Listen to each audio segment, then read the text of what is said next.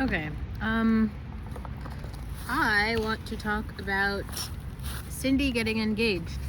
So Cindy, also, yes, I have a bunch of popsicles, and we're gonna talk about this over popsicles because I believe that I'm in an Area Star video. Look what the hot buddy can do. I like her so much. She's so great. Anyway, Cindy is engaged. She's been dating Sergei Baca for a while now. This is like the natural progression of their relationship. You know, this is great. I know that like Cindy really wants a family. She's talked about it before. It seems like she feels safe with this guy, so I'm like happy for her, but I'm also very worried for her. Here's why.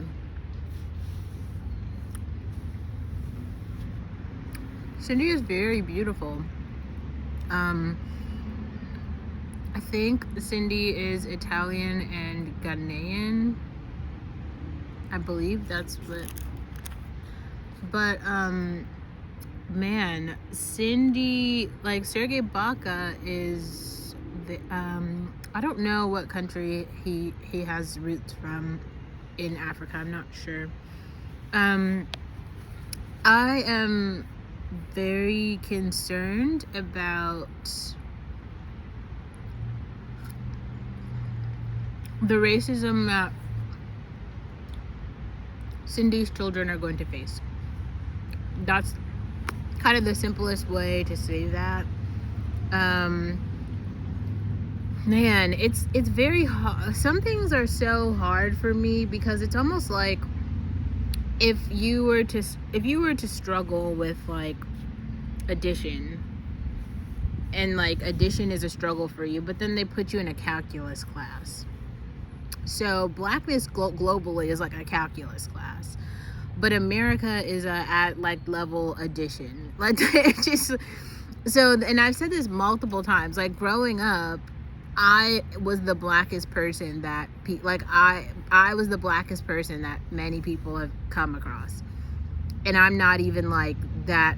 Like when I'm talking about black, quote unquote blackness, like obviously like my skin is not that dark. Like in the wintertime, I can actually float to be a light-skinned person. So in terms of like the hierarchy of, you know, pretty privileges and shit like that, like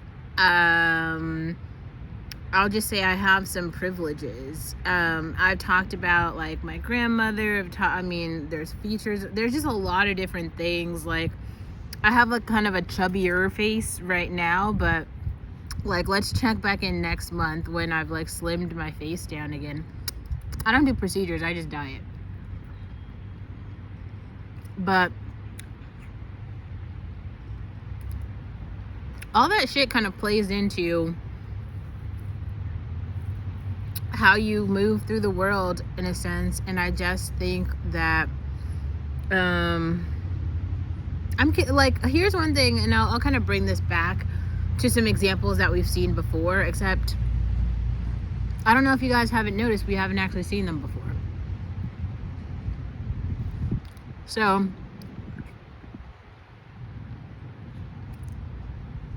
I saw Solange.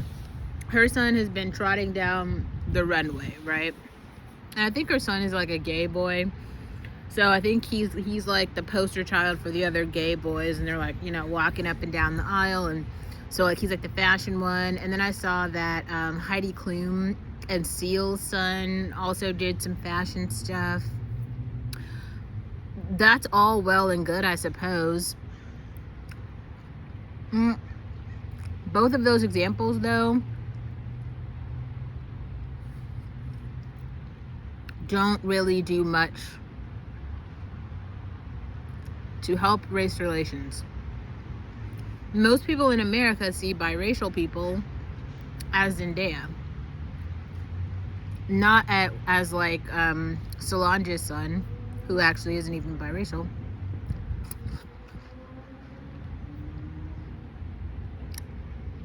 Or Heidi Klum's son, because they don't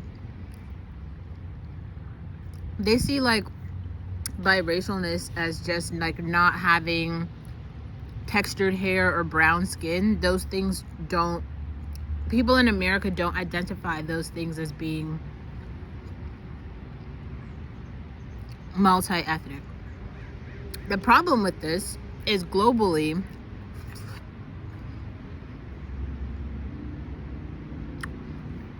brown skin is the most popular skin tone across races, and especially all across like Asia, all across Latin America. Like there's so many ethnic groups all across Africa.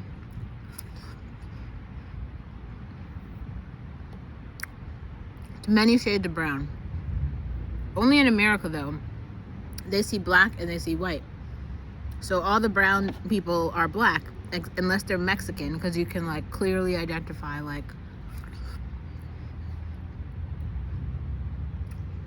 a Mexican person.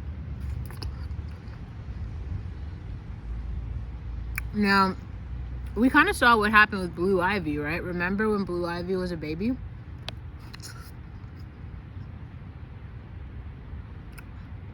I think all of Beyonce's black fans were just really happy.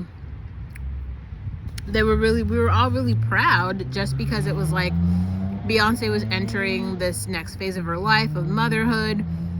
I don't think any of us really cared how the child looked. We didn't like, it was just like, wow, a baby, like like a new person in this like kind of royal family. That's the way I saw it. But here was something so weird. All these people, and I'm not exactly sure who it was. I feel like it was very loud from the Latin community, but I mean, they were dragging little Blue Ivy for filth. Everyone was like, that ugly ass baby, like calling her all kind of names.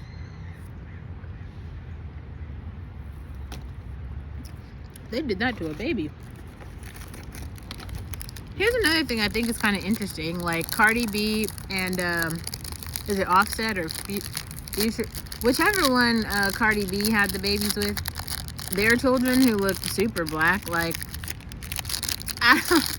have you noticed? Like, you never, like, sometimes I'll see a post that's about how they went to some, children's event, but they're not like ever out. Like, you know how like Kim Kardashian's kids, you like always see them posted around everywhere, because those kids supposedly are like the new biracial kids. But I've heard a lot of Habesha people be like, yeah, they just look like Ethiopian kids, which I think that's offensive. Like, I wouldn't say that out loud. And from me, I'm repeating what other people have said. I don't think they look Habesha at all. I don't know how I would describe how they look. Oh, that's crazy.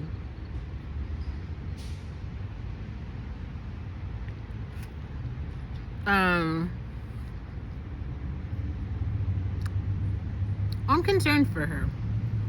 I think that the racial sort of tension that she might experience with her children might be something very new to her. I know Christina Milian struggled with this. I think the first baby she had was with Lil Wayne, and she had that experience. I don't know. She's never really talked about, or what is it, Janae Aiko? She had that experience too, where her daughter was very like black appearing because the father was very black.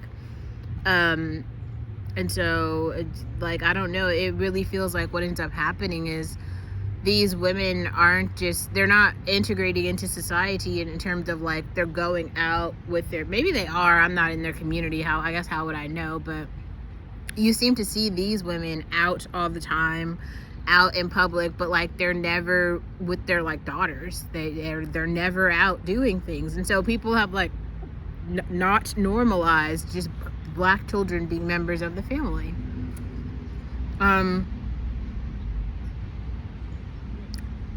These things are layered because then they do it. There's a whole other thing where you always see like the Latin American people, like what's that soccer player guy? You'll always see him with his children, and he'll be out, and they'll like post about it in a magazine or something, or they'll try to be like, oh, look at J-Lo with her little trans kid. They'll be like out all the time, and it's like they'll normalize that. But then if Blue Ivy like does anything out in the world, it's like everyone comes with racism and disdain. And it's really strange, right? So I'm just saying, given that we've seen that very long history, and just given the like particular level of like Africanness of Serge Ibaka, I mean, I support it. I like both of those people. I'm just saying that doesn't change society. So this is the part that's kind of like shocking to me as well, because like no matter how many times I'll have multiple conversations about my own family history, like people will like, if you can't even acknowledge what I'm saying, and I didn't even experience, we'll call it the bad treatment or whatever, imagine someone who has even less than me. That's the part that just gets on my nerves. And that's the part where I feel like people are so ignorant to just like gaslight what people are saying when they're discussing pretty privilege. And it's even harder because I'm like, well, if I go like, every single time I think back to Nashville, I know that there's no possible way for really so many things to move forward. Because, for instance, like being a server or whatever should be like this really simple job that like pretty girls can get. I don't know what it is. Like only white girls do that. I don't even know. I keep wondering too. I don't know how I got any job there. And so if no black girls can even do that, and I mean, I'm not talking about like, I'm talking about like any, like, remember the first day I came to the city and I was like, damn, like why are the black girls like working at like the coffee shop? This doesn't make any sense. And then you hear the stories over and over again. Now, I think some things that are happening is like the Holly weirdos are like seeing what they did with the propaganda, because for what they did is by making everything so white for so long, it pushed those movies out all over the world, all over society. So everybody is just under this impression, okay, so all the really rich and hot people, they're all white. Everybody's white. So if you're not white, that means that you don't have anything. Except then we have like the bloggers, especially like the black bloggers, especially like the African bloggers. So all we did was just write our own shit, right? Write about Afropop. I'll keep saying, this is how, like, Tyla has been on the scene for a very long time. Tyla is an Afropop girl. In the same way, Ira Star, like, say what you will, but these girls have very large followings in Africa. And that's very real. That's where their fan base is. So that's why I also think, like, the Tyla flop conversation is, like, not complete. Maybe Tyla's flopping in America, but Tyla's audience isn't in America, so... that's important. But then there's a bunch of other weird shit. Like, I keep seeing the Holly weirdos give Tim's shit. Like, yes, Tim's is gorgeous, but I just want them to hold the energy of whiteness. Like, just keep putting ugly white people on the screen so that, like, we can all see it. I've said it like a million times. Like, Gen Z is getting uglier and uglier. It's like every time they put out a new actress, you're like, damn, like, that's actually foul. Like, I don't even want to go to the movie. Like, and then you see, like, any regular, like, a basic ass, like, African girl on Instagram, and you're just like, that's crazy. She's like 10 times prettier than the bitch they put on the red carpet. This is like insane. Clearly, like, nothing means anything. And it's not that. It's just more like the media forms have changed. I kind of think it's like TikTok leveled the playing field in a sense, because, like, if you're pretty and you get on TikTok, people will just follow you because, like, TikTok is for pretty people. So you could have a very large following on another platform, but other people will find you on TikTok internationally.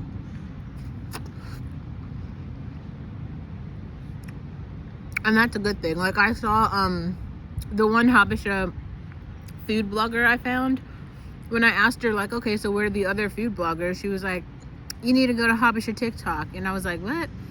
And then I saw Hewan talking about Habesha TikTok. And I'm like, okay, so basically Habesha TikTok is like the thing. So all the African girls are on TikTok. This makes sense. I get it. But still, actually, we'll go back.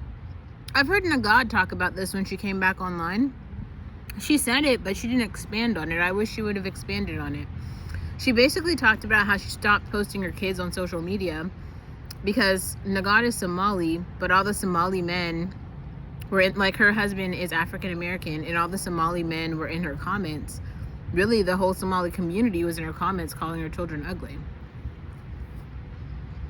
So, I don't know. The point is, I am worried. I just kind of feel like the other thing that I hate about the whole concept of all of this, and this is why, like, I never really refer back to the community that I grew up in, because I feel like they're so dumb that, like, they couldn't put any pieces together. Like, if I'm the blackest person that you know, that says so much about you and so little about me. Like, you literally lack so much cultural awareness in so many ways, and that's kind of pathetic. So there's that. It's just and oh my god, like, that is why representation is important. That is why I started talking about Tope explicitly, and not Tope from this story of, like, The Climb.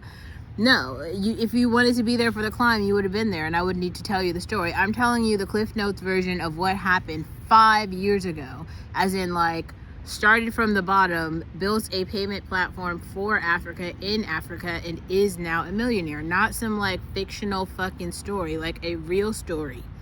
A real story. In the same way that this is a real story. Everyone has their own narrative. This is a real narrative too. I like to cover racism in America in real time, in my real life experiences.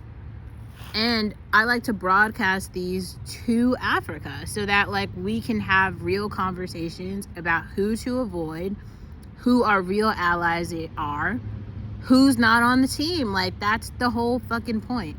Like, I think some people were so surprised when I deleted my LinkedIn, because I guess they thought that was going to be, like, forever. And the whole point of me making it was to, like, scout out. I want to see who everybody is. Like, let's let everybody do their, like, fake ass networking, pretend like you like people's shit, you know, be like, yeah, I know this person, I know that person, we all know each other. If you don't know anything about Africans by this point, like, yes, everyone is super tribal. Just know your own tribe. And white people have no tribe. So that's why, I don't know, if you want to make money here, you just have to pretend like you are civil. And then that's how you do it. But I'm still concerned for Cindy. Very concerned for Cindy.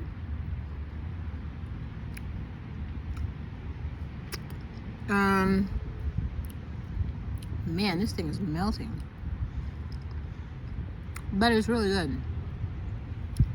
Anyway, yeah, I don't know. That's actually all I wanted to come on and say. So, yeah.